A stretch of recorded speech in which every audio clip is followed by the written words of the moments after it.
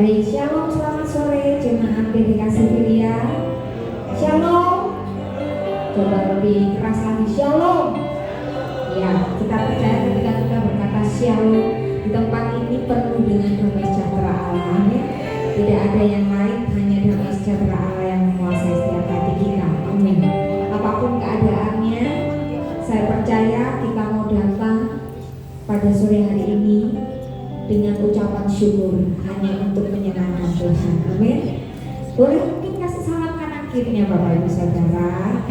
Ya, bagikan damai sejahtera Allah. Shalom. Puji Tuhan. Kalau kanan kirinya sehat itu juga berkat Tuhan ya. Baik. Berapa banyak yang siap untuk membawa ucapan syukur yang terbaik? Boleh lambaikan tangan. Ya, kita bersatu di dalam doa. Bapak, kami mengucap syukur buat kasih setia Tuhan yang luar biasa di dalam kehidupan kami. Kalau kami ada saat ini, kami percaya bukan karena kehebatan kami, bukan karena kuat dan gagah kami, tapi semua hanya karena kasih anugerah Tuhan. Kesetiaan Tuhan yang Kau berikan bagi setiap kami, sehingga kami bisa menjalani hari demi hari sampai detik ini. Dan saat ini kami mau merendahkan diri di hadapan Tuhan, merendahkan hati kami, membawa ucapan syukur kami melalui ibadah kami. Biar hanya Engkau yang disenangkan, hanya Engkau yang disukakan, hanya Engkau yang ditinggikan di tempat ini. Haleluya, amin. Kami mengucap syukur untuk kasih setia-Mu Tuhan.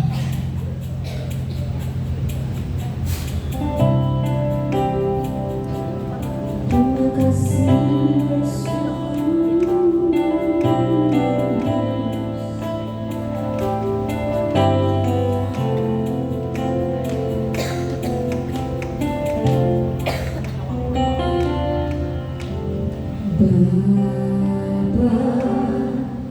Kau setia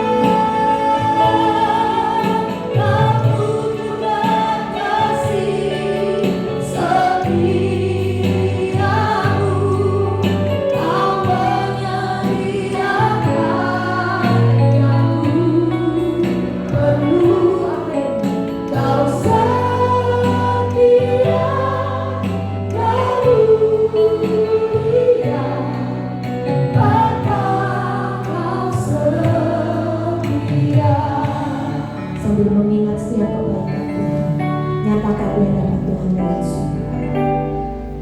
Kau tunjukkan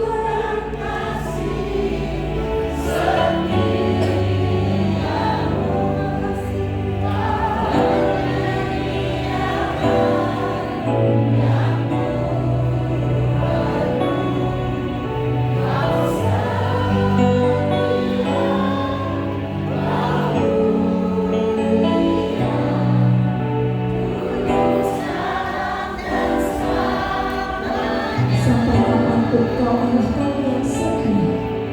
Kau tunjukkan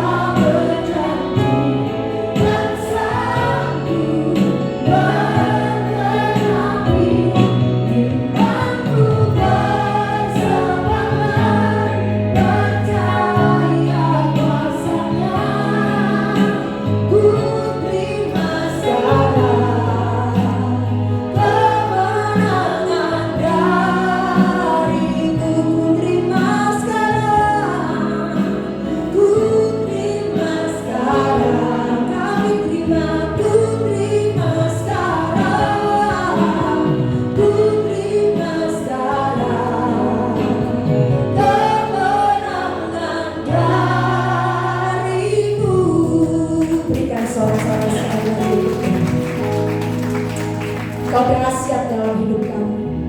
Kau Tuhan kami yang besar. Tidak ada Allah selain Engkau di dalam kehidupan kami.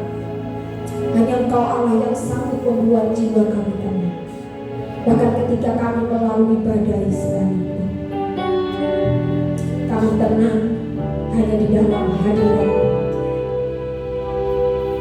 Kami mengucap syukur sekali. Bapa Kau mendengar seruan hatiku, tak pernah Kau lepaskan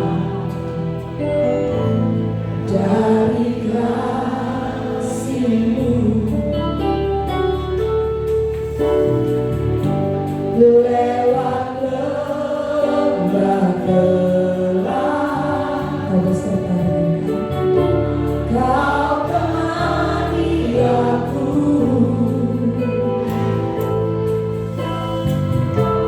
Roh-Mu bekerja selalu untuk kebaikanku.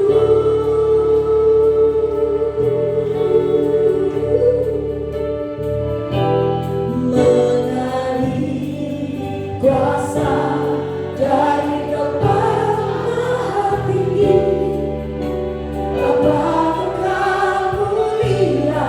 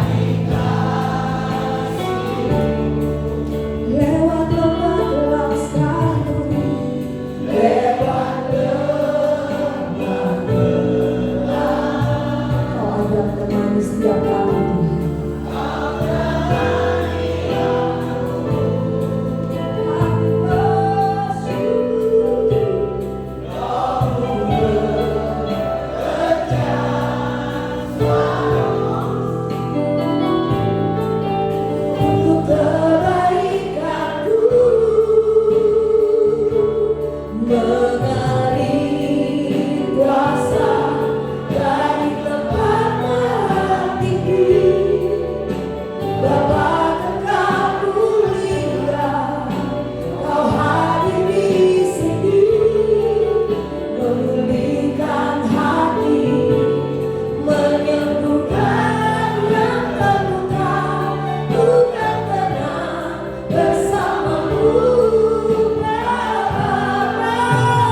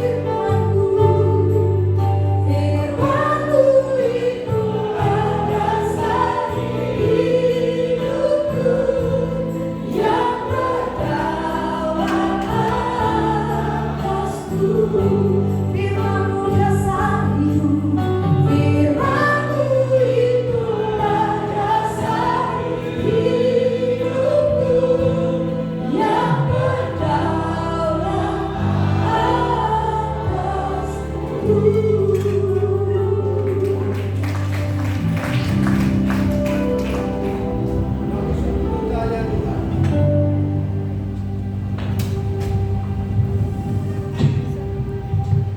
sungguh percaya Engkau yang berdaulat atas hidup kami. Firman-Mu itu adalah kekuatan bagi kami. Firman-Mu yang menuntun langkah kami. Firman-Mu yang membawa hidup kami kepada kekekalan itu. Oleh sebab itu, kami akan tetap percaya. Kami akan tetap berpegang teguh hanya kepada Engkau Tuhan. Terima kasih Bapa di surga. Kami percaya sore hari ini Engkau bersama-sama kami. Engkau sedang memperhatikan kami. Yang sakit disembuhkan dalam nama Yesus. Yang lemah Tuhan beri kekuatan dalam nama Yesus. Yang mengalami jalan buntu Tuhan buka jalan bagimu dalam nama Yesus. Dan kami percaya kuasa itu masih ada sampai hari ini. Terima kasih Bapa. Urapi kami semua. Tuntun kami dengan firman-Mu. Beri kami hikmat, beri kami pengertian, supaya firman itu menjadi firman yang hidup di dalam kehidupan kami. Supaya langkah-langkah kami tidak menjadi menyimpang dari jalan Tuhan, tapi terus berjalan sesuai dengan kehendak Tuhan. Di dalam nama Tuhan Yesus Kristus, yang siap menerima kebenaran firman Tuhan katakan, amin. Beri kemuliaan bagi nama Tuhan. Haleluya. Silakan saudara duduk. Shalom. Shalom. Ada sukacita sore hari ini. Senang berada bersama saudara di tempat ini. Saudara adalah orang-orang yang hebat. Amin. Saudara adalah orang-orang yang diberkati Tuhan. Amin. Saudara adalah orang-orang yang teristimewa di mata Tuhan. Amin. Dan saudara adalah orang yang berharga di mata Tuhan. Senggol kanan kirimu, kita ini orang berharga di mata Tuhan. Haleluya. Puji nama Tuhan, saudara kasih Tuhan. Ayo kita langsung belajar bersama. Kita membuka Alkitab kita. Bagi yang membawa Alkitab, yang gak bawa ya dibuka Alkitabnya, ya. Gak bawa Alkitab, di depan akan ada bantuan multimedia. Ayo kita buka di dalam Ayub pasal 23. Ayub pasal 23, ya. Ayub itu ada di perjanjian baru, saudara. Baik, Ayub 23 ayat yang ke-10 sampai dengan 12. Sudah ketemu, katakan amin. Saya bacakan, demikian firman Tuhan dikatakan, karena ia tahu jalan hidupku, seandainya ia menguji aku akan timbul seperti emas. Kakiku tetap mengikuti jejaknya, aku menuruti jalannya dan tidak menyimpang. Perintah dari bibirnya tidak kulanggar, dalam satu bariku kusimpan ucapan mulutnya. Amin. Saudara dikasih Tuhan, kalau saudara suka judul khotbah, judulnya hari ini adalah kesetiaan di dalam penderitaan. Amin. Kesetiaan di dalam penderitaan. Banyak orang setia kalau dalam kondisi yang baik-baik saja. Banyak orang yang setia dalam kondisi yang enak-enak saja. Tetapi dalam kondisi menderita, seringkali orang tidak lagi mau setia. Oleh sebab itu saudara kasih Tuhan, banyak juga orang berkata, aku setia kepada Engkau, ya. Ngomong sama pasangannya, aku mau setia kepada istriku, aku mau setia kepada suamiku. Ada yang berbicara kepada pimpinannya juga, aku mau setia kepada Engkau, dan seterusnya. Dan saya mau katakan, hal ini adalah boleh-boleh saja, tidak ada salahnya. Tetapi saya mau katakan, kesetiaan itu bukan cuma diucapkan. Amin. Kesetiaan itu bukan cuma diucapkan, tapi kesetiaan itu perlu dibuktikan. Amin. Banyak orang berkata setia, tapi buktinya nol besar. Buktinya enggak ada. Itu bahasa Jerman yang gedabrus. Ya, banyak orang ngomong setia, tapi enggak dibuktikan. Nah, saudara kasih Tuhan, Ayub, ya, dia berkata seperti ini. Karena ia tahu jalan hidupku, seandainya ia menguji aku akan timbul seperti emas. Kakiku tetap mengikuti jejaknya, Aku menuruti jalannya dan tidak menyimpang. Perintah dari bibirnya tidak kulanggar. Dalam sanubariku kusimpan ucapan mulutnya. Ini adalah satu perkataan Ayub. Waktu Ayub berkata seperti ini, dia dalam kondisi yang sangat menderita. Dia tidak dalam kondisi yang baik-baik saja. Dia kondisi menderita, dia masih bisa berkata, karena ia tahu jalan hidupku, seandainya ia menguji aku akan timbul seperti emas, dan seterusnya. Ini membuktikan bahwa dalam penderitaan sekalipun Ayub tetap setia kepada Tuhan. Amin. Oleh sebab itu kita sore hari ini kita belajar siapa itu Ayub. Kita akan belajar siapakah itu Ayub. Mari kita lihat di dalam Ayub pasal pertama. Ayub pasal yang pertama, saudara kasih Tuhan, ayat yang pertama dikatakan demikian. Ada seorang laki-laki di tanah Uz bernama siapa? Ayub. Orang itu saleh dan jujur, ia takut akan Allah dan menjauhi kejahatan. Wow. Yang pertama, siapakah itu Ayub? Ayub dikatakan dia adalah orang yang saleh, orang yang jujur, orang yang takut akan Tuhan. Dia adalah orang yang menjauhi kejahatan. Luar biasa sekali Ayub ini. Punya satu pribadi yang hebat, yang luar biasa. Zaman sekarang kita jarang menjumpai model seperti Ayub. Ya, nggak usah ngomong takut Tuhan, jujur. Tidak banyak orang yang jujur. Saleh, apalagi ada Pak Saleh jual sate, jual gulai. Ya. Ayub dikatakan orang yang luar biasa di sini. Saleh, jujur, takut akan Tuhan dan menjauhi segala kejahatan. Ini adalah Ayub. Nyaris sempurna. Yang kedua, siapakah Ayub? Ayat berikutnya dikatakan demikian. Ayat yang kedua sampai dengan ayat yang kelima. Ia mendapat 7 anak laki-laki dan 3 anak perempuan. Ia memiliki 7.000 ekor kambing domba, 3.000 ekor unta, 500 pasang lembu, 500 keledai betina, dan budak-budak dalam jumlah yang sangat besar. Sehingga orang itu adalah orang yang terkaya dari semua orang di sebelah timur. Anak-anaknya yang lelaki biasa mengadakan pesta di rumah mereka masing-masing menurut giliran, dan ketika saudara perempuan mereka diundang untuk makan dan minum bersama-sama mereka. Yang kedua, siapakah Ayub? Dikatakan di sini Ayub punya 10 anak, yang 7 laki-laki, yang 3 perempuan. Bahkan bukan cuma punya 10 anak, saudara kasih Tuhan. Alkitab mengatakan bahwa di sini dia punya 7.000 ekor kambing domba dan seterusnya. Sehingga dia adalah disebut orang yang terkaya di sebelah timur. Perhatikan. Ayub ini hidup sejaman dengan Abraham. Cuma bedanya adalah Abraham itu hidup di wilayah barat, sedangkan Ayub di wilayah timur. Sehingga dikatakan Ayub ini terkenal dengan orang yang terkaya di sebelah timur. Artinya yang kedua, bahwa Ayub ini adalah orang yang diberkati Tuhan luar biasa. Ya, zamannya Ayub waktu itu ukuran orang kaya itu memiliki banyak ternak, memiliki banyak budak, itu disebut orang kaya. Tapi zaman sekarang disebut orang kaya itu punya banyak uang, punya banyak aset, saudara. Ya, dikatakan di sini Ayub punya banyak hewan ternak, punya budak. Perhatikan ayat yang keempat dikatakan begini.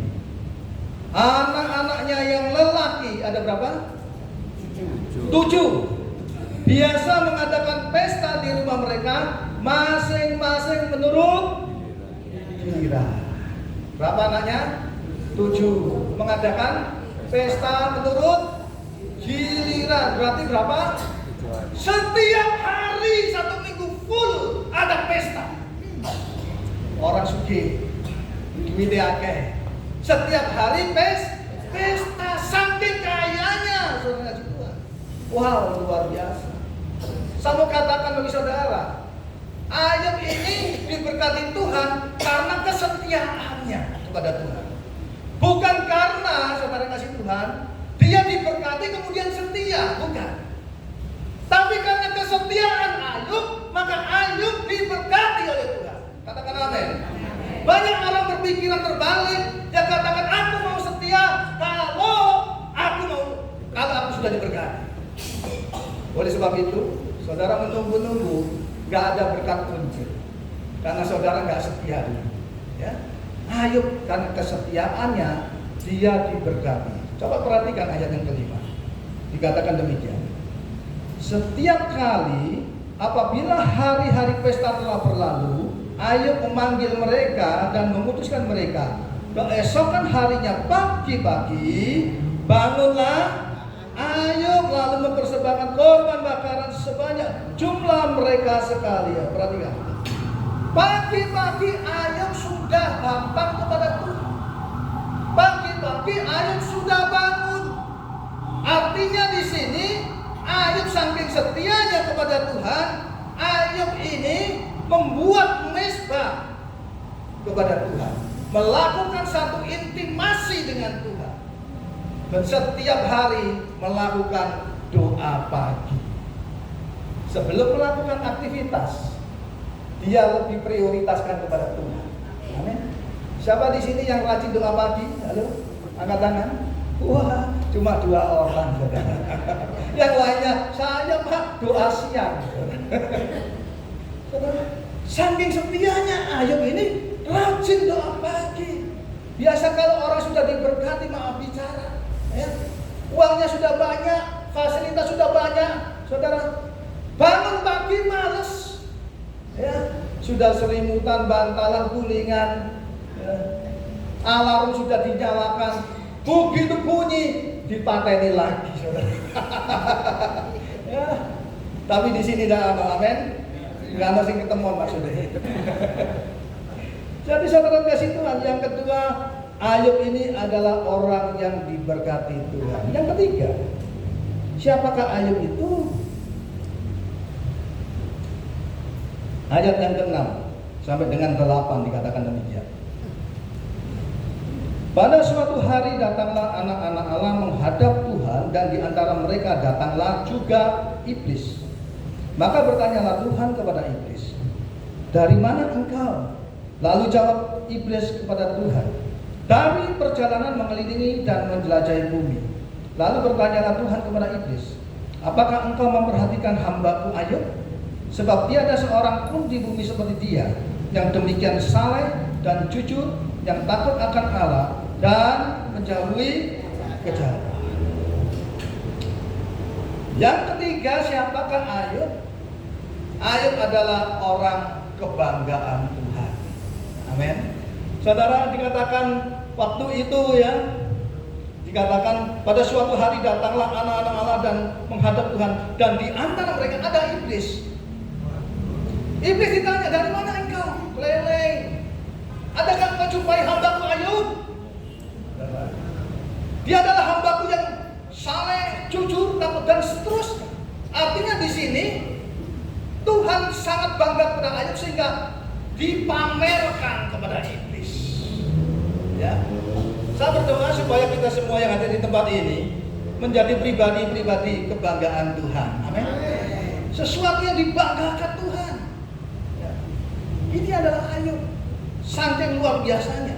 Jadi yang pertama, Ayub adalah orang yang saleh, jujur dan seterusnya. Yang kedua adalah Ayub itu adalah orang yang diberkati Tuhan, sehingga menjadi orang yang kaya raya luar biasa. Ketika Ayub ini adalah orang kebanggaan Tuhan. Dan yang keempat, ayat yang ke-9 sampai ke-12 dikatakan demikian. Lalu jawab iblis kepada Tuhan, "Apakah dengan tidak mendapat apa-apa Ayub takut akan Allah? Bukankah engkau yang membuat pagar perlindungan dia dan rumahnya serta segala yang dimilikinya? Apa yang dikerjakannya telah kau berkati, dan apa yang dimilikinya makin bertambah di negeri itu. Tetapi ulurkanlah tanganmu dan pajamalah segala yang dipunyai ia. Ia pasti mengutuki engkau di hadapanmu." Maka firman Tuhan kepada iblis, "Nah, segala yang dipunyainya ada dalam kuasamu. Hanya janganlah engkau mengulurkan tanganmu terhadap dirinya." Kemudian pergilah iblis dari hadapan Tuhan. Ayub pasal yang pertama ayat 22 dikatakan demikian. Dalam kesemuanya itu Ayub tidak berbuat dosa dan tidak menuduh Allah berbuat yang kurang patut. Yang keempat, siapakah Ayub? Ayub adalah pribadi yang sangat setia kepada Tuhan. Iblis ini salah perhitungan. Dia minta izin kepada Tuhan. Memang Ayub kau pagari, makanya kok berkatnya luar biasa. Coba kalau pagar dibuka, maka dia akan mengutuki engkau. Maka saudara kasih Tuhan, Tuhan mengizinkan daripada si iblis untuk mencobai Ayub. Perhatikan, penderitaan itu bukan rencana Tuhan. Katakan amin. Penderitaan bukan rancangan Tuhan, tapi penderitaan itu adalah rancangannya si iblis. Tuhan tidak pernah merencanakan sesuatu yang buruk kepada setiap manusia, termasuk saudara dan saya. Rancangan Tuhan dikatakan rancangan damai sejahtera. Tetapi penderitaan itu adalah rancangannya iblis. Iblis yang minta izin kepada Tuhan supaya dia mencobai manusia. Oleh sebab itu, kalau hari-hari ini ada di antara kita yang mengalami penderitaan, dengar baik saudara kasih Tuhan, itu adalah rancangannya iblis. Amin. Tuhan tidak merencanakan sesuatu yang buruk kepada kita, tetapi Tuhan izinkan sesuatu yang buruk terjadi. Perhatikan, mengizinkan itu bukan berarti merencanakan. Ya, iblis minta izin dulu kepada Tuhan dan diizinkan itu terjadi. Dan Tuhan berkata, semua dalam kendalimu, semua dalam kekuasaanmu, tapi satu hal, jiwanya tidak. Wah, saudara, inilah Ayub. Dia orang yang luar biasa. Nah, saudara kasih Tuhan, dari sedemikian luar biasanya Ayub, tiba-tiba terjadi satu penderitaan. Mari kita lihat awal dari penderitaan itu dari mana. Ya. Kalau kita lihat di dalam Ayub pasal pertama ayat 13 ya, sampai dengan 19, ini adalah awal penderitaan Ayub. Penderitaan Ayub yang Ayub alami adalah yang pertama, saudara kasih Tuhan, di dalam Ayub pasal yang pertama ayat 13 dikatakan demikian. Pada suatu hari, ketika anak-anaknya yang lelaki dan yang perempuan makan-makan dan minum anggur di rumah saudara mereka yang sulung, datanglah seorang pesuruh kepala Ayub dan berkata, sedang lembu sapi pembajak dan keledai-keledai betina makan rumput di sebelahnya, datanglah orang Sheba menyerang dan merampasnya serta memukul penjaganya dengan mata pedang. Hanya aku sendiri yang luput sehingga dapat memberitahukan hal itu kepada Tuhan. Penderitaan pertama yang dialami oleh Ayub oleh karena ulah si iblis adalah yaitu pekerjaannya Ayub hancur. Ya, pekerjaannya Ayub hancur. Iblis menyerang pertama kali itu adalah pekerjaan. Kenapa diserang pekerjaannya? Karena pekerjaan itu adalah sumber daripada penghasilan. Oleh sebab itu iblis menyerang daripada pekerjaan Ayub. Jelas dikatakan di sini, datanglah seorang pesuruh dari Ayub dan berkata, sedang lembu sapi pembajak dan keledai-keledai betina makan rumput di sebelahnya, datanglah orang Sheba dan dibunuh semua. Lembu sapi pembajak itu adalah pekerjaan, sesuatu yang dikerjakan untuk menghasilkan. Artinya itu sumber daripada penghasilan daripada Ayub. Ini yang pertama. Yang kedua, apa yang dirusak iblis terhadap diri Ayub? Ayat 16 sampai 17 dikatakan demikian. Sementara orang itu berbicara, datanglah orang lain dan berkata, api telah menyambar dari langit dan membakar serta memakan habis kambing, domba dan penjaga-penjaga dan seterusnya, saudara kasih Tuhan. Jadi yang pertama pekerjaannya yang diserang iblis. Yang kedua adalah ekonominya, hartanya. Dikatakan kambing domba habis. Kambing domba yang dia ternak itu bicara tentang harta. Ekonominya mulai goncang. Berapa banyak orang Kristen alami seperti ini? Pekerjaannya dihancurkan, mengalami kehancuran, kemudian otomatis ekonominya juga goncang. Dan yang ketiga, Apa yang terjadi terhadap diri Ayub?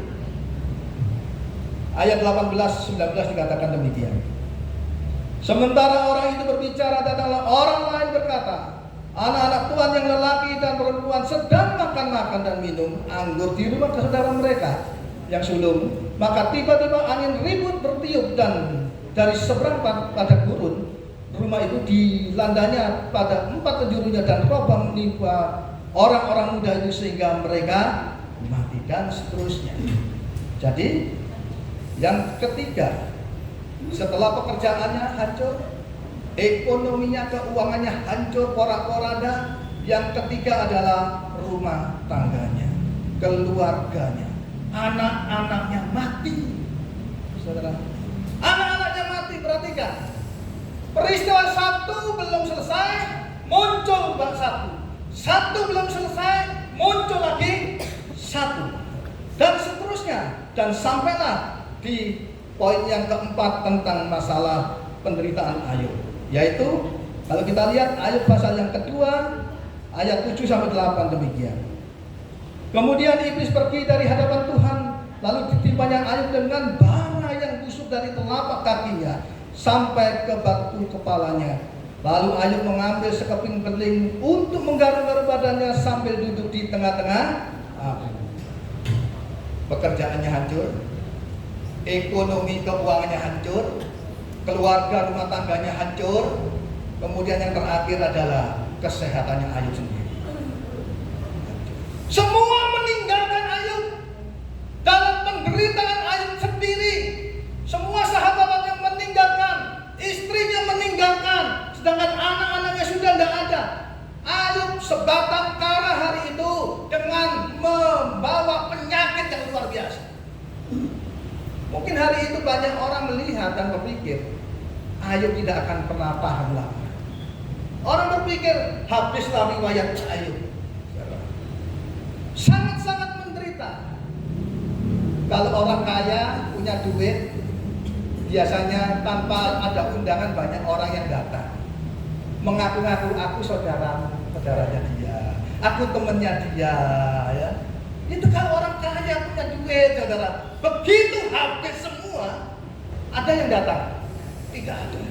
Semua menghindar, semua menjauh. Bahkan kalau dia datang, saudara, maka banyak tanda tanya, kecurigaan. Oh, dia kesini jangan-jangan mau utang. Oh, kesini jangan-jangan mau minta sumbangan. Saudara, itu sangat menderita sekali dalam diri seorang Ayub. Saudara bisa bayangkan, dari seorang Ayub yang kaya raya diberkati luar biasa, seketika juga hari itu dia mengalami penderitaan, habis semua ini. Secara manusia tidak akan sanggup seperti Ayub. Secara manusia tidak ada orang yang siap menghadapi hal ini seperti Ayub. Tetapi saudara kasih Tuhan, ya, pertanyaan berikutnya adalah, dalam penderitaan seperti ini, mengapa Ayub masih setia kepada Tuhan? Ya, inilah kita akan belajar. Ya. Pertama, alasannya kenapa Ayub ini masih setia kepada Tuhan. Ayub 23 ayat yang ke-10 tadi dikatakan demikian. Ayub 23 ayat 10-12. Karena ia tahu jalan hidupku, seandainya ia menguji aku akan timbul seperti emas. Kakiku tetap mengikuti jejaknya, aku menuruti jalannya dan tidak menyimpang. Perintah dan bibirnya tidak kulanggar, dalam sanubariku kusimpan ucapan mulutnya. Jadi yang pertama, kenapa Ayub itu tetap setia kepada Tuhan? Kesetiaan Ayub itu didasari oleh karena komitmennya Ayub kepada Tuhan. Ya. Tanpa komitmen orang tidak akan pernah bisa setia. Jelas dikatakan demikian. Tadi ayat yang ke-11. Kakiku tetap mengikuti jejaknya. Kakiku tetap mengikuti jejaknya. Aku menuruti jalannya dan tidak menyimpang. Ini bicara tentang komitmen. Oleh sebab itu saya mau katakan, selama kita ikut Yesus, maka kita harus komitmen pada Yesus. Tidak boleh kepada yang lain. Ya. Apa itu komitmen? Komitmen hati. Ya.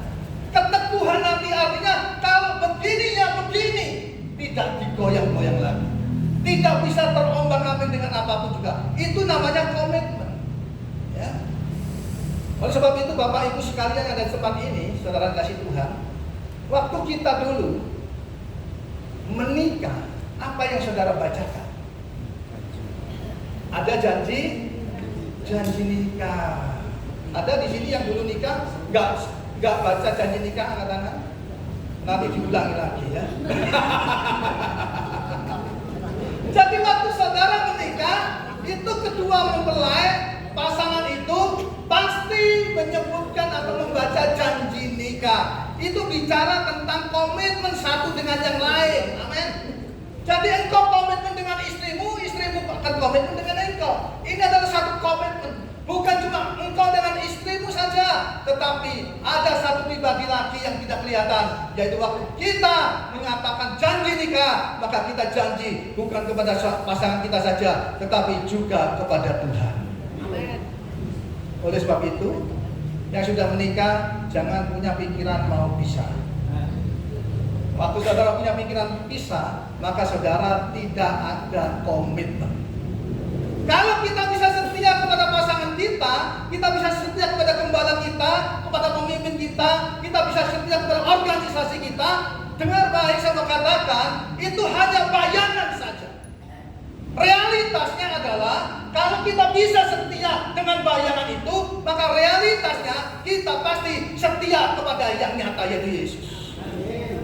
Bagaimana kita bisa berkata aku setia kepada yang tidak kelihatan, sedangkan kepada yang kelihatan saja kita tidak pernah setia? Omong kosong. Jadi Bapak Ibu pasangan yang ada pasangannya, ya, setialah dengan pasangan. Amin. Karena kesetiaan itu didasari dengan komitmen. Iblis ini bodoh, saudara. Dia pikir kesetiaan Ayub itu karena berkat. Ya. Iblis ini bodoh. Dia pikir kesetiaan Ayub itu karena berkat. Tapi ternyata kesetiaan Ayub ini dasarnya adalah komitmennya dia kepada Tuhan. Meskipun hartanya habis, meskipun semuanya meninggalkan dia, meskipun kondisinya hari itu sakit parah, tapi ternyata Ayub tidak meninggalkan Tuhan. Ayub tetap setia kepada Tuhan. Karena apa? Ayub komitmen kepada Tuhan. Demikian pula kita. Meskipun pasangan kita sakit parah, meskipun pasangan kita bencekno, jengkelno, dengar baik saya katakan, ada komitmen terhadap pasanganmu. Oleh sebab itu, tetaplah setia kepada pasangan. Jangan berkata, pasanganku loro-loron Pak, capek rambutnya Pak, engkri-engkriin Pak. Kalau gitu, aku mau tukar tambah dong. Halo, ada yang punya pikiran seperti ini? Saya yakin pasti nggak ada yang ketahuan maksudnya. Tapi kalau kita komitmen kepada pasangan kita, ya, apapun kondisinya, kita akan tetap setia kepada dia. Ya, kepada organisasi, ya, ibadah jangan pindah-pindah. Ya, kalau sudah di sini di Pupuk bertumbuh di sini, ya sudah di sini saja, nggak usah oleh sana sini, saudara. Ya, saudara tidak akan bisa bertumbuh dengan baik. Ya, mungkin bisa bertumbuh tapi nggak bisa berbuah dengan baik. Ya, contoh, seandainya saya ini punya pohon mangga, tahu mangga? Pelem. Mangga, saya tanam di pot ini. Begitu sudah bertumbuh, sudah mulai muncul bunganya, tak bongkar, tak pindah di pot sini. Muncul lagi, mulai bunga lagi, tak pindah, saya pindah lagi di pot yang sana. Saya mau tanya, kira-kira mangga ini bisa berbuah apa enggak? Kenapa enggak berbuah?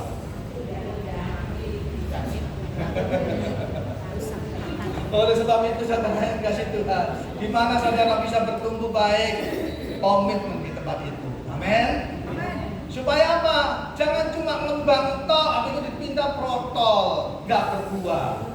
Ya. Kalau kita sudah aku bisa bertumbuh di sini dengan baik, setialah di tempat itu, maka engkau akan berbuah. Kalau engkau bisa bertumbuh di persekutuan ini, setialah di tempat ini, maka engkau juga pasti berbuah. Nggak usah toleh-toleh, nggak usah kata orang sana sini sana, nggak usah. Pertumbuhan dan buah itu bukan kata orang, tetapi itu urusan pribadi. Amin. Sekali lagi saya katakan, kenapa Ayub ini bisa setia kepada Tuhan? Karena dasar kesetiaan Ayub adalah komitmen. Yang kedua, kenapa Ayub ini bisa setia kepada Tuhan? Kita lihat di dalam Ayub pasal yang kedua. Ayat 9 sampai dengan 10. Dikatakan demikian. Maka berkatalah istrinya kepadanya, masih bertekunkah engkau dalam kesalehanmu? Kutukilah Allahmu dan matilah. Tetapi jawab Ayub kepadanya, engkau berbicara seperti apa? Perempuan edan. Apakah kita mau menerima yang baik dari Allah, tetapi tidak mau menerima yang buruk? Dalam kesemuanya itu, Ayub tidak berbuat dosa dengan bibirnya. Yang kedua, kenapa Ayub tetap setia kepada Tuhan? Karena Ayub memiliki pandangan yang benar terhadap Tuhan. Ya, perhatikan saudara, Ayub 2 pasal yang ke-9 ayat yang ke-9. Maka berkatalah istrinya ini siapa? Istri Ayub berbicara kepada Ayub, masih bertekunkah engkau dalam kesalehanmu? Kutukilah Allahmu dan matilah. Perhatikan, dalam kondisi terpuruk, penderitaan yang luar biasa, seorang istri yang harusnya sebagai penolong, yang harusnya menjadi penopang, tapi hari itu dia malah menjerumuskan Ayub. Dia punya pandangan yang salah terhadap Tuhan. Ini ada seorang istri Ayub. Ya, saya mau katakan, seorang istri itu lebih kuat daripada suami. Amin. Seorang istri lebih kuat daripada suami. Seorang istri lebih hebat daripada suami. Oleh sebab itu keberhasilan seorang suami pasti di belakangnya, di baliknya ada seorang istri yang luar biasa. Pertama itu. Yang kedua, saya katakan, kenapa seorang istri lebih kuat? Karena saya ingat sekali kata-kata orang berkata begini, perempuan itu adalah makhluk yang terkuat di bumi ini. Oleh sebab itu, jangan main-main dengan perempuan. Dia adalah penguasa bumi dan lautan, kira-kira begitu. Ya, kalau dia ngomong, lebih baik kita diam saja. Begitu kita ikut ngomong, masalahnya tambah panjang. Ya. Saya berani ngomong begini karena apa? Istri saya tidak ada. Tapi dengan orang cerita-cerita ya, mau nggak ada orang ya. Jadi seorang istri itu adalah penopang. Ya. Banyak para suami berkata, aku setia kepada istriku. Tapi semua itu perlu diuji, amin. Seandainya para suami jalan-jalan sendiri ke mall, terus kemudian di sana ketemu cewek-cewek masih muda, masih bening-bening, kira-kira gitu. Saya mau tanya, bagi saudara, para suami, ya, ini tantangan apa godaan? Halo, ini tantangan apa godaan? Godaan. Kenapa? Menggoda. Kemudian saudara pulang, nyampe rumah, ketemu makhluk yang itu. Maksudnya istrimu, saudara, yang tiap hari ngomeli terus. Waktu saudara ketemu dengan dia, saya mau tanya, ini tantangan apa godaan? Terus saudara, tantangan. Kenapa tantangan? Tantangan bagaimana kita bisa menghadapi dia. Tapi kalau di mall tadi apa? Sekarang saudara sudah bisa membedakannya. Haleluya. Jadi saudara kasih Tuhan, seorang istri itu adalah lebih kuat daripada seorang suami. Ayub memiliki pandangan yang benar kepada Tuhan. Meskipun istrinya menyuruh mengutukinya, dia tidak mau. Karena Ayub mengerti dan tahu siapa Tuhan yang dia sembah. Mengapa Ayub begitu mengenal Tuhan itu? Saudara perhatikan di ayat yang kelima, ya. Ayub pasal yang pertama ayat yang kelima dikatakan demikian. Setiap kali apabila hari-hari pesta telah berlalu, Ayub memanggil mereka dan menguduskan mereka. Keesokan harinya pagi-pagi, bangunlah Ayub lalu mempersembahkan korban bakaran sebanyak jumlah mereka sekalian. Sebab pikirnya, mungkin anak-anakku sudah berbuat dosa dan telah mengutuki Allah di dalam hati. Demikianlah dilakukan Ayub senantiasa. Mengapa Ayub memiliki pandangan yang benar terhadap Tuhan? Karena Ayub, saudara kasih Tuhan, memiliki pengenalan yang baik kepada Tuhan. Memiliki pengenalan yang baik, ada intimasi setiap hari kepada Tuhan. Kalau kita kenal dengan seseorang, maka kita akan tahu karakter seseorang itu. Amin. Kalau saudara punya masalah yang begitu berat, kemudian saudara telepon Pak Prabowo, sama tanya, saudara diterima nggak sama Pak Prabowo? Tidak diterima. Sama tanya yang kedua, siapa di sini yang tahu nama Presiden Republik Indonesia? Angkat tangan. Siapa nama Presiden Republik Indonesia? Pak Prabowo. Artinya begini, semua orang se-Indonesia Raya tahu Presiden Republik Indonesia. Waktu engkau punya masalah, engkau telepon Pak Presiden karena engkau merasa tahu. Dan Presiden mau terima telepon saudara? Tidak mau terima. Kalau sudah nggak terima, apakah dia mau bantu saudara? Belum tentu. Perhatikan. Berbeda kalau saya mengenal Pak Prabowo. Perhatikan.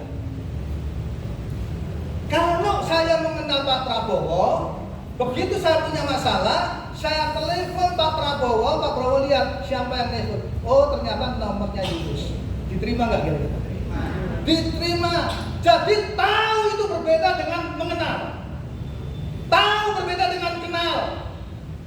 Banyak orang Kristen hanya tahu Yesus. Banyak orang Kristen tahu hanya Bapa. Tapi dia tidak kenal Yesus. Dia tidak kenal Bapa di surga. Kenapa demikian? Karena sebagai rutinitas sebagai orang Kristen saja. Sedangkan Ayub mengenal Tuhan dengan baik. Kenapa? Ada intimasi, ada perjumpaan, ada komunikasi setiap hari. Kalau kita mau mengenal lebih dalam dengan Bapa di surga, maka harus ada komunikasi setiap hari. Harus ada intimasi dengan Bapa di surga setiap hari. Amin. Saudara, seandainya saya ini cuma berjumpa atau pernah lihat Pak Wijaya, kemudian saya tidak pernah komunikasi, saya nggak pernah ketemu lagi, 1 kali 10 tahun lagi, 20 tahun lagi, saya ketemu di jalan sama Pak Wijaya. Kira-kira Pak Wijaya kenal saya enggak? Sopo ya kok ngaku-ngaku. Saudara, tapi meskipun jauh beda kota, tapi kalau saya setiap hari calling-callingan, kira-kira hubungan masih berlanjut nggak? Hubungan terus lanjut, komunikasi tetap jalan, intimasi tetap jalan, dan pengenalan tetap tambah akrab. Amin. Dan inilah sebabnya kenapa Ayub ini tetap setia kepada Tuhan, karena dia memiliki pengenalan, pandangan yang benar terhadap Tuhan. Kalau orang berkata Tuhan begini, dia tidak percaya karena dia sangat tahu dan kenal siapa Tuhan yang disembah. Amin. Ayo mulai hari ini bukan menjadi orang Kristen asal Kristen, tapi menjadi orang Kristen yang mengenal pribadi Tuhan. Ada pengenalan yang baik, ada intimasi yang baik. Inilah alasan daripada Ayub. yang kedua, karena dia memiliki pandangan yang benar terhadap Tuhan. Kenapa dia memiliki pandangan yang benar? Karena dia melakukan intimasi dengan Tuhan. Ada komunikasi terus menerus kepada Tuhan. Yang ketiga, kenapa alasan Ayub itu tetap setia kepada Tuhan? Mari kita lihat di dalam Ayub 42.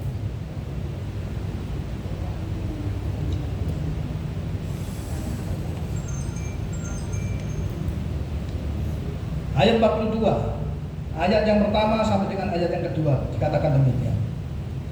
Maka jawab Ayub kepada Tuhan, aku tahu bahwa engkau sanggup melakukan segala sesuatu dan tidak ada rencanamu yang gagal. Alasan Ayub tetap setia kepada Tuhan yang ketiga adalah Ayub tetap menaruh kepercayaan penuh kepada Tuhan. Meskipun dalam kondisi yang buruk, menderita sedemikian rupa, tapi Ayub masih bisa berkata begini. Maka jawab Ayub kepada Tuhan, aku tahu, Ayub tahu bahwa Tuhan sanggup melakukan segala sesuatu dan tidak ada rencana yang gagal. Wah. Jadi kepercayaan yang kuat terjadi pada diri seorang Ayub. Waktu dia mengalami penderitaan, kepercayaannya tidak menjadi lemah, tapi kepercayaan justru kuat sekali. Kenapa? Hari itu tidak ada lagi pengharapan. Tidak ada satu orang pun yang sanggup bisa menolong Ayub. Tidak ada satu orang pun yang bisa menjadi curhatan hati Ayub. Maka Ayub tetap percaya kepada Tuhan karena dia tahu rencana Tuhan tidak pernah gagal bagi Ayub. Dan hari ini saya mau katakan, apapun masalahmu, penderitaanmu, dengar baik, Tuhan punya rencana yang baik atas hidup saudara. Dan rencananya tidak pernah gagal atas hidup saudara. Beri kemuliaan bagi nama Tuhan. Haleluya. Oleh sebab itu, miliki kepercayaan yang kuat kepada Tuhan. Banyak orang Kristen alami masalah sedikit, loyo, ya, lemes, sudah nyala-nyalakan Tuhan. Aku ini padahal harus rajin ibadah, minggu, tengah minggu, tiap hari, tengah malam, gitu. Kenapa keadaanku seperti ini? Kenapa masalahku gak selesai-selesai? Mulai undur kepada Tuhan, mulai terpengaruh dengan omongan sana sini. Tapi Ayub, dia tetap pegang, memiliki kepercayaan bahwa Tuhan sanggup menolong dia. Tuhan sanggup buka jalan bagi dia. Amin. Waktu tidak ada jalan, Tuhan buka jalan bagi kita. Manusia tidak sanggup melakukan, Tuhan sanggup melakukannya. Tiada yang mustahil bagi Tuhan. Orang berkata tidak mungkin, Tuhan berkata mungkin. Amin. Jadi ini alasan yang ketiga, kenapa Ayub itu tetap setia kepada Tuhan. Karena dia memiliki kepercayaan yang kuat kepada Tuhan. Yang berikutnya, kenapa Ayub ini masih setia kepada Tuhan? Yang keempat, Ayub pasal 23 ayat yang 10. Dikatakan demikian. Karena ia tahu jalan hidupku, seandainya ia menguji aku akan timbul seperti emas. Perhatikan kata-kata itu. Karena ini besar, berarti Tuhan. Karena Tuhan tahu jalan hidup. Jadi yang ketiga, yang keempat, kenapa Ayub ini tetap setia kepada Tuhan? Karena Ayub tahu bahwa masa depannya itu di tangan Tuhan. Ya. Tuhan lebih tahu keadaan Ayub daripada Ayub sendiri. Tuhan lebih tahu masa depannya Ayub daripada Ayub sendiri. Dan hari ini saya mau katakan, Tuhan lebih tahu masalahmu daripada engkau sendiri. Seringkali kita berkata, Tuhan aku gak kuat, Tuhan aku gak kuat. Dengar baik, selama engkau masih berdiri tegak, itu berarti ada kekuatan yang Tuhan berikan bagi saudara. Tuhan lebih tahu daripada masalah. Tuhan lebih tahu daripada kekuatan sendiri, daripada engkau sendiri. Oleh sebab itu jangan ngajari Tuhan. Banyak sekali orang Kristen ngajari Tuhan, seakan-akan Tuhan gak ngerti apa-apa. Tapi saya mau katakan sekali lagi, masa depan saudara dan saya, hidup saudara dan saya, itu ada di tangan Tuhan. Maka Dia yang berkuasa, Dia yang lebih tahu daripada hidup kita sendiri. Amin. Oleh sebab itu saudara yang kasih Tuhan, jangan nyalakan Tuhan. Apapun keadaanmu, penderitaan apapun, jangan nyalakan Tuhan. Karena Tuhan tidak pernah salah. Seringkali yang salah itu kita, tapi so bener. Ya. Seringkali kita mineri Tuhan. Kalau doa bertele-tele, sepertinya dikte Tuhan. Ya. Ada satu cerita. Seorang anak muda lulus SMA. Dia berdoa, masuk kamar, berdoa. Tuhan, terima kasih aku lulus SMA. Nanti masuk perguruan tinggi, kampusku jauh Tuhan. Berilah aku sepeda motor. Sekali, belum dijawab sama Tuhan. Maka besok datang lagi pada Tuhan, doa lagi, Tuhan, terima kasih Tuhan aku lulus. Tapi beri aku sepeda motor karena kampusku lebih jauh, supaya aku gak terlambat ngampus. Tidak dijawab Tuhan. 3 kali dia datang bersimpu di depan altar. Ada Alkitab, ada patung Bunda Maria. Dia bersimpu dan berkata kepada Tuhan begini, Tuhan, ini doaku yang terakhir kali. Sambil pegang patung Bunda Maria. Kalau Tuhan gak jawab doaku, ingat, lihat Tuhan, ibumu sudah di tanganku. Saudara, ngancem Tuhan, saudara. Berapa banyak orang Kristen berdoanya ngancem Tuhan. Tuhan gak bisa diancam. Kita harus koreksi siapa kita, siapa Tuhan. Amin. Jadi saudara kasih Tuhan. Tuhan adalah pengendali hidup saudara dan saya.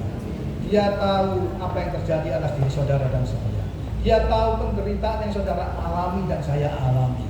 Dia sudah selesaikan di atas kayu salib. Sangat menderita. Bahkan nyawanya diberikan untuk saudara dan saya. Dia bisa merasakan betapa susahnya, menderitanya, sakitnya apa yang saudara alami hari-hari ini. Oleh sebab itu, saudara Tuhan, seperti Ayub, dia berkata, karena ia tahu jalan hidupku, seandainya ia menguji aku akan timbul seperti emas. Dia tidak meragukan Tuhan lagi. Paling tidak ada 4 poin. Kenapa Ayub ini tetap setia kepada Tuhan? Yang pertama apa tadi? Dia memiliki komitmen. Yang kedua, punya pandangan yang benar. Yang ketiga, tetap percaya kepada Tuhan. Yang keempat, dia tahu bahwa Tuhan pengendali hidupnya. Hasilnya apa dari kesetiaan Ayub? Mari kita perhatikan. Yang pertama, ini selesai sampai jam 10 kira-kira. Hasil daripada kesetiaan Ayub yang pertama, kalau kita lihat kembali di dalam Ayub pasal yang ke-23 ayat 10. Karena ia tahu jalan hidupku, seandainya ia memuji aku timbul seperti emas. Jadi hasil yang pertama, Ayub timbul seperti emas. Kita semua tahu apa itu emas. Emas adalah batu permata yang sangat berharga. Artinya pada waktu Ayub setia kepada Tuhan, meskipun dalam penderitaan, maka dia menjadi pribadi yang sangat berharga di mata Tuhan. Kalau kita juga sama, setia dalam penderitaan yang kita alami, ujian demi ujian kita lewati, maka timbul seperti emas. Kita juga menjadi pribadi yang sangat berharga di mata Tuhan. Wow, luar biasa. Yang kedua, hasil daripada kesetiaan Ayub. Ayub 42 ayat yang ke-10 dikatakan demikian. Lalu Tuhan memulihkan keadaan Ayub setelah ia meminta doa dan untuk sahabat-sahabatnya. Dan Tuhan memberikan kepada Ayub 2 kali lipat dari segala kepunyaannya dahulu. Jadi yang kedua, ada pemulihan berkat daripada diri Ayub. Perhatikan. Tuhan memulihkan keadaan Ayub Setelah yang meminta doa untuk sahabat-sahabatnya, dan Tuhan memberikan kepada Ayub apa? 2 kali lipat dari segala kepunyaannya yang dahulu. Wah, ditemui sama Tuhan. 2 kali lipat dari apa yang dicuri iblis. Kalau hari-hari ini ada yang dicuri oleh iblis, hartamu, kesehatanmu, dengar baik saya katakan, tetap setia kepada Tuhan seperti Ayub, maka Tuhan mengembalikan semuanya itu 2 kali lipat. Wah, Tuhan tidak mau berhutang. Dia selalu menepati setiap janjinya. Ya, Ayub dipulihkan oleh Tuhan karena kesetiaannya. Yang ketiga, apa yang terjadi hasil daripada kesetiaan Ayub? Ayat 42 ayat 16 dikatakan demikian. Sesudah itu Ayub masih hidup 140 tahun lamanya. Ia melihat anak-anaknya dan cucu-cucunya sampai keturunan yang keempat. Yang ketiga, hasil daripada kesetiaan Ayub, ada kemurahan Tuhan, ada kasih karunia Tuhan terjadi atas diri Ayub. Saudara bisa bayangkan, semua anaknya habis mati, istrinya meninggalkan dia. Setelah dipulihkan Tuhan, ya, dia mendapatkan istri lagi, kemudian dia dapatkan anak lagi, dan sampai punya cucu. Orang waktu itu berpikir, dalam kondisi Ayub yang menderita, yang sakitnya parah, orang banyak berpikir Ayub tidak akan umur panjang. Tapi Alkitab mengatakan, setelah itu semua terjadi, Tuhan memberikan waktu kembali kepada Ayub. Sesudah itu Ayub masih hidup 140 tahun. Masih bisa lihat anaknya, masih lihat putu-putune. Seorang nenek, emak, mbak lebih cinta putu cucunya daripada anaknya sendiri, biasanya gitu. Ya, kalau sudah punya ngomong putu, waduh minta ampun seneng ya. Ini merupakan kemurahan dari Tuhan. Kasih karunia Tuhan dicurahkan atas diri Ayub karena kesetiaan Ayub. Amin. Oleh sebab itu, saya berdoa kita semua hari ini, sore hari ini, belajar daripada kesetiaan Ayub. Meskipun kita dalam penderitaan, sekali Yesus, tetap Yesus selamanya. Tidak perlu bertolak kanan kiri, terus berjalan bersama Yesus. Kesetiaan demi kesetiaan akan terjadi, pemulihan demi pemulihan akan terjadi atas diri kita, dan kita menjadi pribadi yang berharga di mata Tuhan. Ada kemurahan kasih karunia tercurah bagi diri kita. Mari bangkit berdiri. Saya undang WL maju ke depan. Menyanyikan satu lagu, sekali Yesus, sekali Yesus.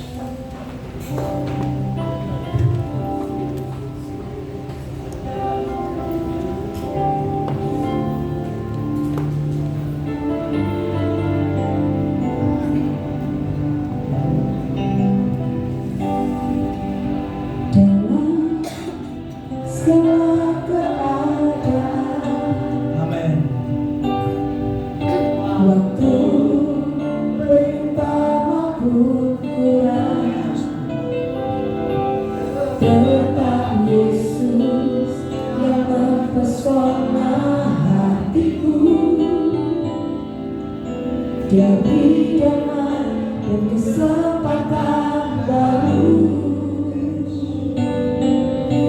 di setiap musim kehidupan. Waktu kuat maupun lemah, tetap Yesus yang mempesona hatiku. Dia beri hidup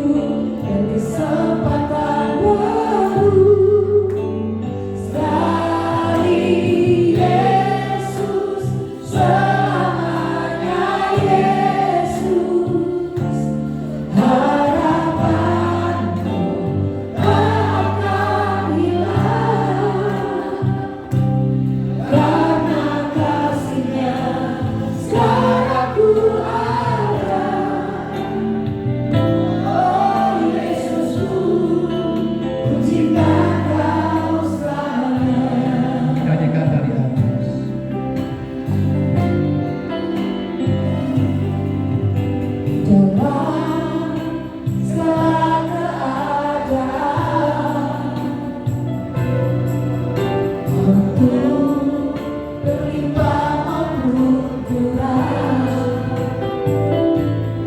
tetap Yesus yang mempesona hatiku.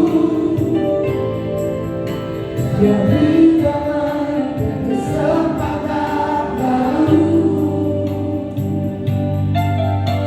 di setiap musim kehidupan. Waktu kuat maupun lemah, tetap Yesus yang mempesona hatiku. Dia beri hidup dan kesempatan baru sekali. Yesus selamanya, Yesus harapan tak akan hilang, karena kasih-Nya sekarang ku ada.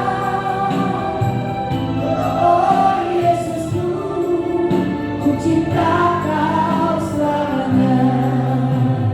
Sekali Yesus selamanya, Yesus harapanku tak akan hilang, karena kasih-Nya sekarang ku ada.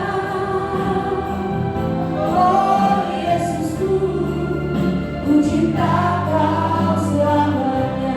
Oh Yesusku, oh Yesusku, ku cinta Kau selamanya. Oh Yesusku, ku cinta Kau selamanya. Haleluya. Beri kemuliaan bagi nama Tuhan. Inilah komitmen kami Tuhan. Sekali Yesus, tetap Yesus. Kami tetap mau mencintai Engkau selama-lamanya. Terima kasih kepada firman Tuhan. Pada sore hari ini kami boleh belajar dari satu pribadi yang luar biasa, yaitu seorang Ayub yang meskipun mengalami penderitaan sedemikian rupa, dia tetap setia kepada Tuhan, dan pada akhir kesetiaannya ada bonus yang Tuhan berikan atas diri seorang Ayub. Itulah sebabnya hari ini Tuhan, biarlah firman itu melekat dalam hidup kami. Firman itu menuntun langkah kami. Kami mau tetap setia sampai kapanpun juga hidup kami tetap setia kepada Tuhan. Terima kasih Bapa, Engkau baik bagi kami.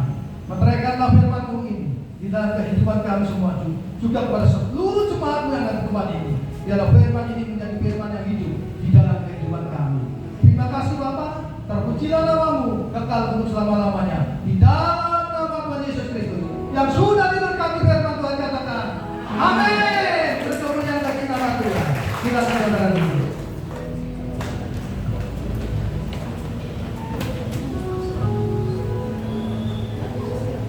Ya, diberkati firman Tuhan, berikan kemuliaan lagi buat Tuhan.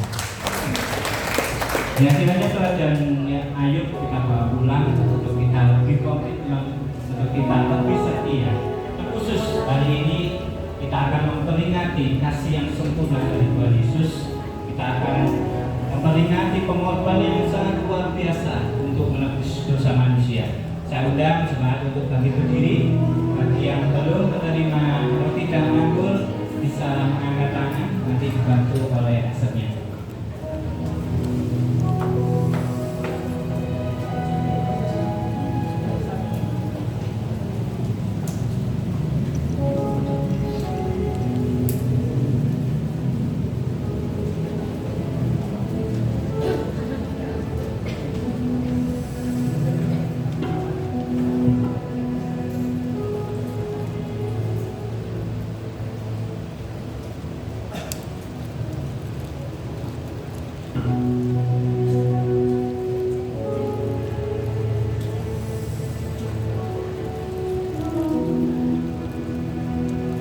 Sudah menerima roti dan anggur? Ya, kiranya firman hari ini mengingatkan kita untuk kita lebih setia, untuk kita lebih komitmen. Khusus hari ini kita akan memperingati hal yang sangat luar biasa, kasih yang sempurna untuk menebus kita semua. Ini bukan jadi satu rutinitas, ini bukan jadi satu kebiasaan, tapi menjadi suatu komitmen atau kesetiaan kita bahwa Tuhan Yesus luar biasa. Saya akan berdoa untuk perjamuan kudus hari ini. Ya Allah Bapa, di dalam nama Tuhan Yesus dan pertolongan Roh Kudus, Tuhan terima kasih buat firman-Mu Tuhan yang semakin menguatkan iman kita semua Tuhan. Terkhusus hari ini Tuhan, kami rindu memperingati kebaikan, kami rindu memperingati kasih-Mu yang sempurna Tuhan. Tuhan, sucikan roti dan anggur yang ada di tangan kami Tuhan, seperti Engkau menyucikan waktu Engkau memperingati bersama murid-murid-Mu. Mari dengan iman percaya kita angkat roti di atas kepala kita, dan saya akan membacakan firman buat jemaat di tempat ini. Sebab apa yang diteruskan kepadamu telah aku terima, yaitu pada malam waktu Tuhan Yesus diserahkan, ia mengambil roti, dan sesudah ia mengucap syukur atasnya, ia memecah-mecahkan dan berkata, inilah tubuhku yang diserahkan bagimu, perbuatlah ini menjadi peringatan akan aku. Bukankah roti yang telah kita pecah-pecahkan ini adalah persekutuan dengan tubuh Kristus? Mari kita makan dengan iman percaya kita di dalam nama Tuhan Yesus.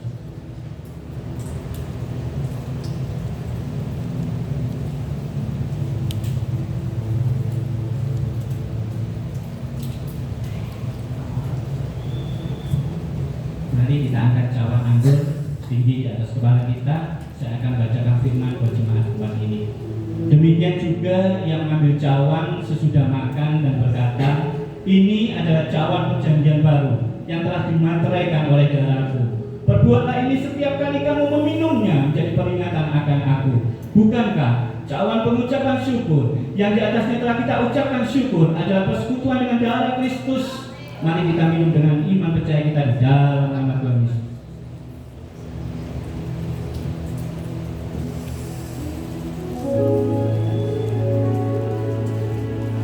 Mari bawa hatimu, bawa imanmu terfokus sama Tuhan.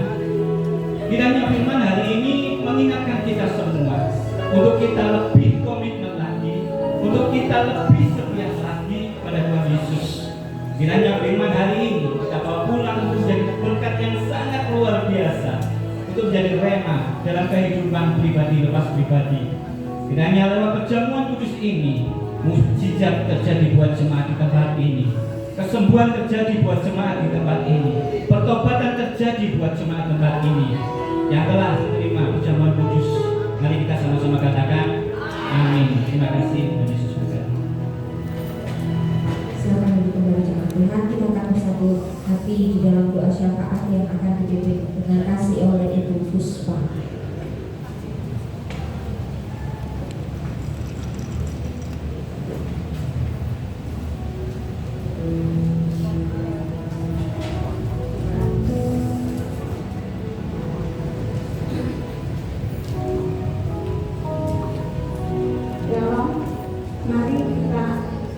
Mari Bapak Ibu Saudara sekalian, kita sama-sama berdoa.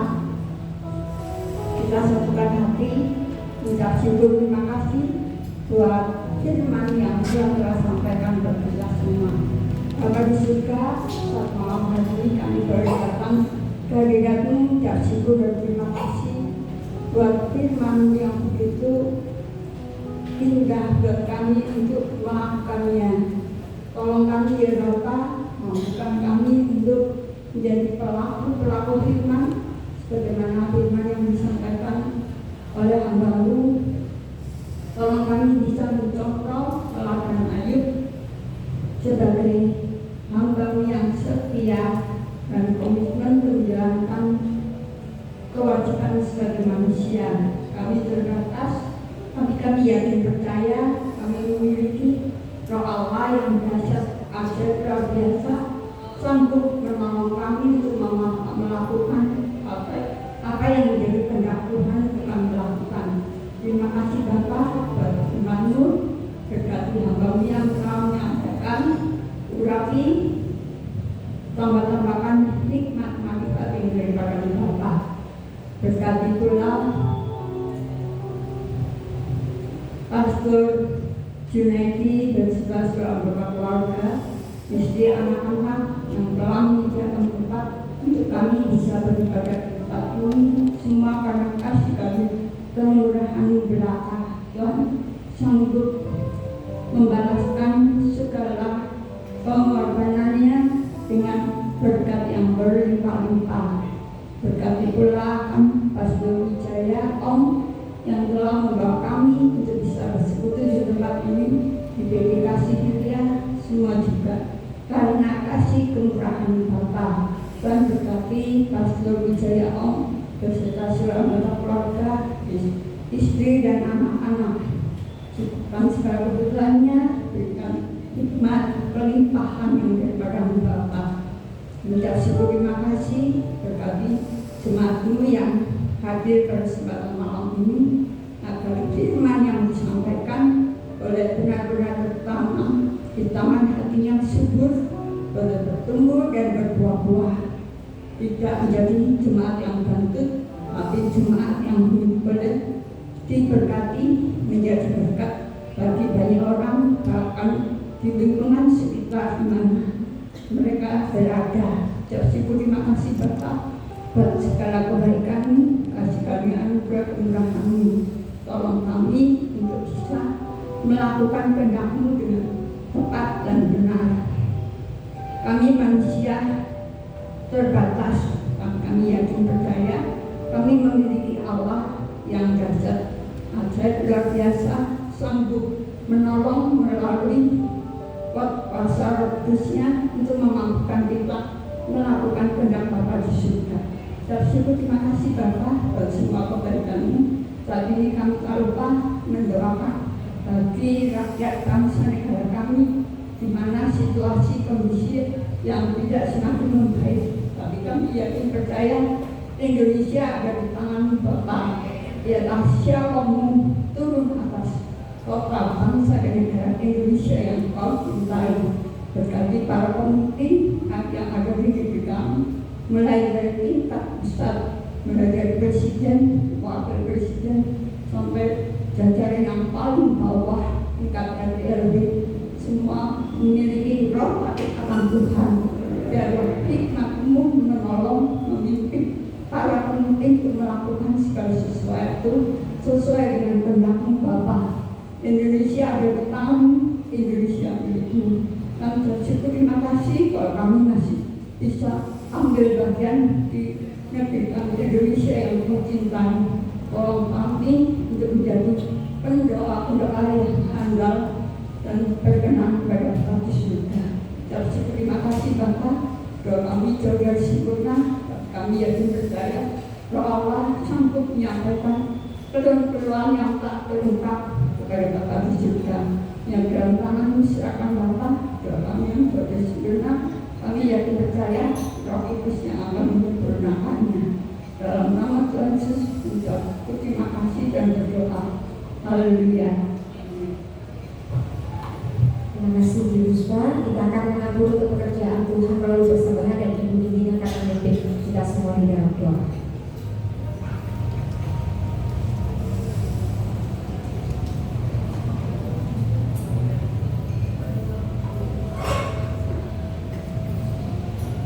Kami bersyukur kepada Tuhan, segala kami boleh datang tempat ini. Kami telah memuji memuliakan Engkau. Kami telah mendengarkan kebenaran firman-Mu. Kami percaya Tuhan, Kau hadir di tengah kami.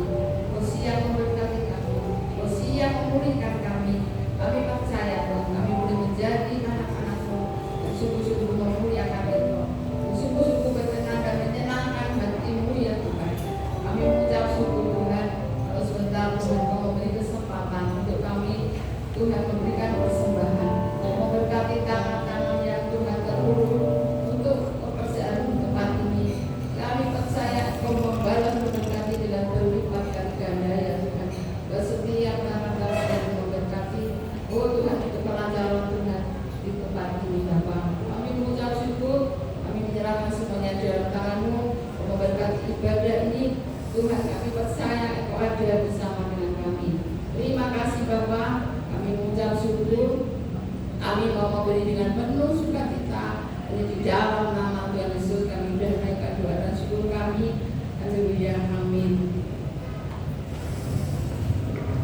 Puji Tuhan, silakan menabur dengan sukacita.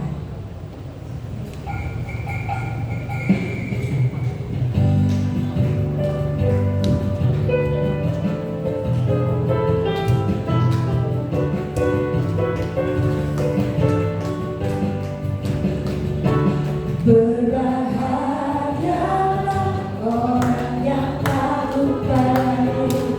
Berbahagialah orang yang setia padaku.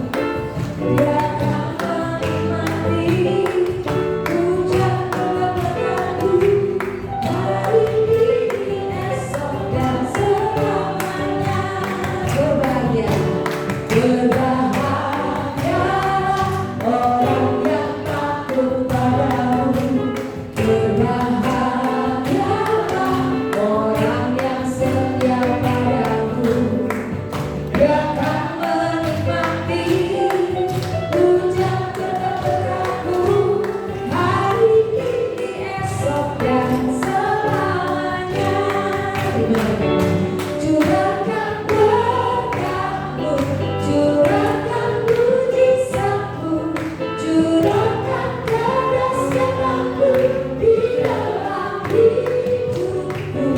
Curahkan berkat, curahkan kuasa-Mu, curahkan kemuliaan-Mu. Oh Yesus, curahkan berkat-Mu, curahkan berkat-Mu, curahkan mujizat-Mu, curahkan kedahsyatan-Mu di dalam hidupku. Curahkan kasih-Mu, curahkan kuasa-Mu, curahkan kemuliaan-Mu. Oh Yesusku, curahkan kemuliaan-Mu. Oh Yesusku, curahkan kemuliaan-Mu. Oh Yesusku.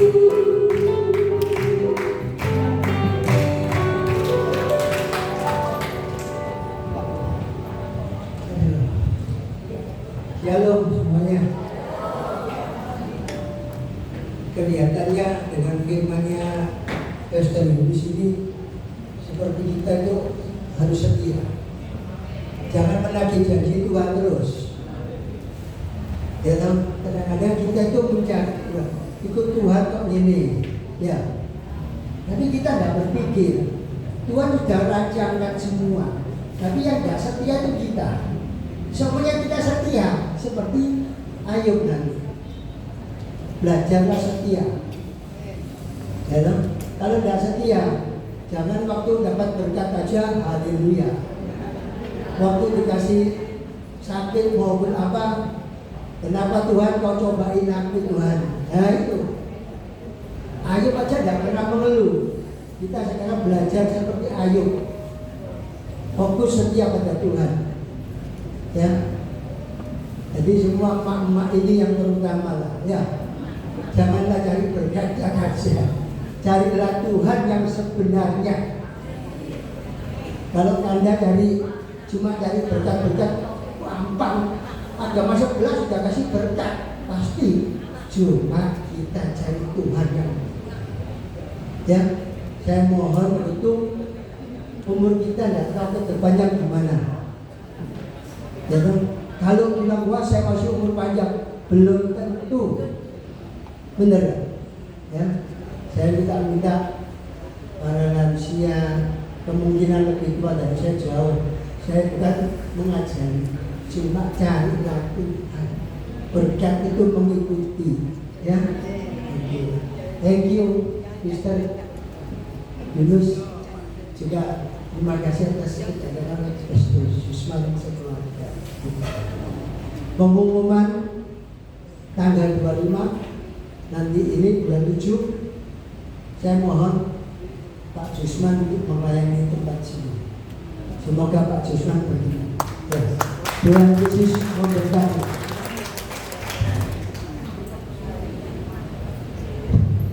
Shalom. Ya, PDK Siberia mengucapkan terima kasih buat Pastor Yunus juga Pastor Yusman kiranya terus akan menggawangi lansia, terkhusus di Persekutuan Doa Kasih Filia dan terumum buat lansia Semarang Raya. Kiranya menjadi berkat buat kita semua. Mari kita akhiri ibadah hari ini dengan kita bangkit berdiri. Ya Allah Bapa, di dalam nama Tuhan Yesus dan pertolongan Roh Kudus, Tuhan terima kasih buat penyertaan-Mu, buat kasih-Mu Tuhan di ibadah sore hari ini Tuhan. Kau sungguh luar biasa baik Tuhan. Terkhusus Tuhan buat firman-Mu Tuhan, kiranya menjadi berkat yang terindah Tuhan, untuk kita bawa pulang menjadi rema pribadi, lepas pribadi. Saya berdoa buat Pastor Yunus Tuhan, Kau terus pakai semakin dahsyat, semakin luar biasa Tuhan. Kau turunkan hikmat-hikmat mulia dari-Mu Tuhan, dan terkhusus Tuhan akan Kau pakai Tuhan menjadi teladan kebenaran firman-Mu. Saya juga berdoa buat Pastor Yusman Tuhan, Kau terus pakai Tuhan, semakin dahsyat Tuhan, semakin luar biasa Tuhan. Engkau sertai dalam pelayanannya, Engkau lindungi, Engkau jaga kesehatannya Tuhan. Dan terlebih Tuhan akan Kau pakai juga Tuhan menjadi teladan kebenaran firman-Mu. Tuhan, ini anak-Mu, ini jemaat-Mu Tuhan, rindu menerima berkat dari-Mu. Mari kembali bawa hatimu, bawa imanmu, angkat tanganmu dan tengadahkan wajahmu kepada Tuhan. Tuhan memberkati engkau dan melindungi engkau. Tuhan menyinari engkau dengan wajahnya dan memberikan engkau kasih karunia. Tuhan menghadapkan wajahnya kepadamu dan memberikan engkau damai sejahtera. Diberkatilah anak cucumu, diberkatilah kesehatanmu, diberkatilah pekerjaanmu, dan diberkatilah segala bentuk pelayananmu. Kiranya kasih karunia damai sejahtera menyertai kita dari sekarang sampai selama-lamanya. Yang telah menerima berkat dari surga, mari kita sama-sama katakan amin. Terima kasih, Tuhan Yesus memberkati. Sebelum makan kita doa makan, lalu foto dulu ya. Oke. Silakan untuk doa makan Ibu Sunati ya.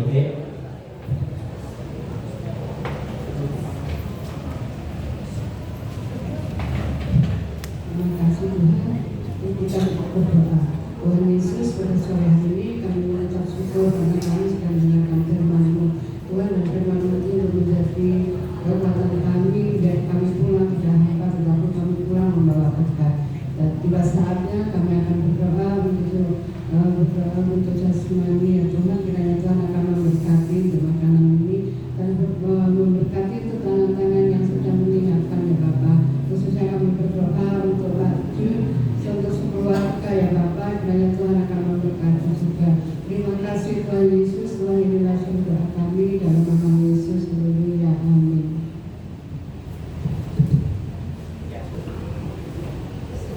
Ya, sebelum makan foto dulu ya, ayo berdiri.